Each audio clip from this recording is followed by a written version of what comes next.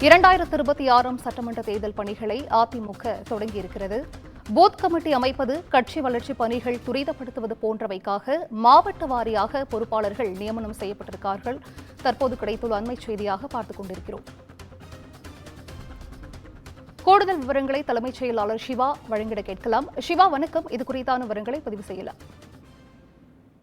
சிந்துஜா, 2026 ஆண்டு சட்டமன்ற தேர்தலுக்கான பணிகளை அதிமுக தொடங்கி இருக்கிறது. குறிப்பாக பூத் கமிட்டி அமைப்பது, அதிமுகவினுடைய பணிகளை துரிதப்படுத்துவது, இளம் தலைமுறையினர் விளையாட்டு வீரர்கள் அணியிலே சேர்ப்பது, விளையாட்டு வீரர்கள் அதிக அளவு அவர்களுக்கு முக்கியத்துவம் கொடுப்பது போன்ற பல்வேறு பணிகளை மேற்கொள்ள வேண்டும் என்பதற்காக அதிமுகவின் அமைப்பு ரீதியில் இருக்கக்கூடிய 82 மாவட்டங்களுக்கும் மாவட்ட பொறுப்பாளர்கள் நியமனம் செய்யப்பட்டிருக்கிறார்கள். குறிப்பாக பல்வேறு அதிமுகவினுடைய தலைமை கழகத்தின் முக்கிய பொறுப்பில் இருக்கக்கூடிய நிர்வாகிகள் தொடங்கி முன்னாள் அமைச்சர்கள் வரை பலருடைய பெயர் இந்த மாவட்ட பொறுப்பாளர் பட்டியலில் இடம்பெற்றிருக்கக்கூடிய நிலையில அதிமுகவில் தொடர்ந்து அதிருப்தியில் இருப்பதாக தெரிவிக்கப்படும் முன்னாள் அமைச்சர், அதிமுகவினுடைய ஒரு மூத்த தலைவராக இருக்கக்கூடிய செங்கோட்டையின் பெயர் இந்த 82 மாவட்டங்கள்ல ஒரு மாவட்டங்கள்ல கூட அவருடைய பெயர் இடம்பெறவில்லை.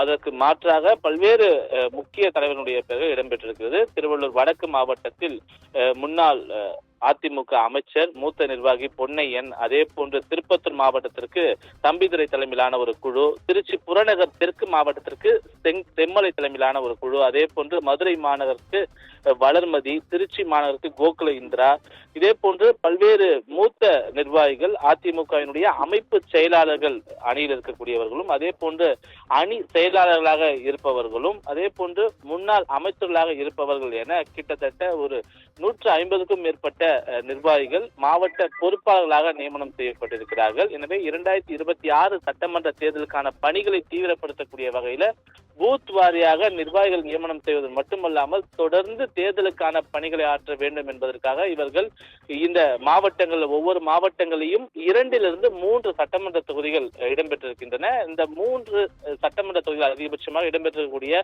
ஒவ்வொரு சட்டமன்ற தொகுதிகளிலையும் இந்த பொறுப்பாளர்கள் நேரடியாக சென்று களப்பணியாற்றி மாவட்ட பொறுப்பாளர்களுக்கான உரிய பணிகளை மேற்கொள்ள வேண்டும் என்று அதிமுகவினுடைய பொதுச் செயலாளர் எடப்பாடி பழனிசாமி அறிவுரை வழங்கியிருக்கிறார். ஒட்டுமொத்தமாக வரக்கூடிய மார்ச் 31ஆம் தேதிக்குள் அனைத்து பணிகளையும் விரைவாக முடித்து விவரங்களை தலைமை கழகத்திற்கு சமர்ப்பிக்க வேண்டும் என்ற அறிவுரை வழங்கியிருக்கக்கூடிய நிலையில இது 82 மாவட்டங்கள்ல ஒரு மாவட்டத்தில் கூட முன்னாள் அமைச்சர், அதிமுகவினுடைய மூத்த தலைவர் செங்கோட்டையினுடைய பெயர் இடம்பெறாமல் இருப்பது அதிமுகவில் மேலும் ஒரு சர்ச்சையை ஏற்படுத்தியிருக்கின்றது.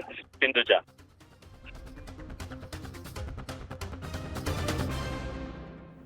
விவரங்களை வழங்கியமைக்கு நன்றி சிவா.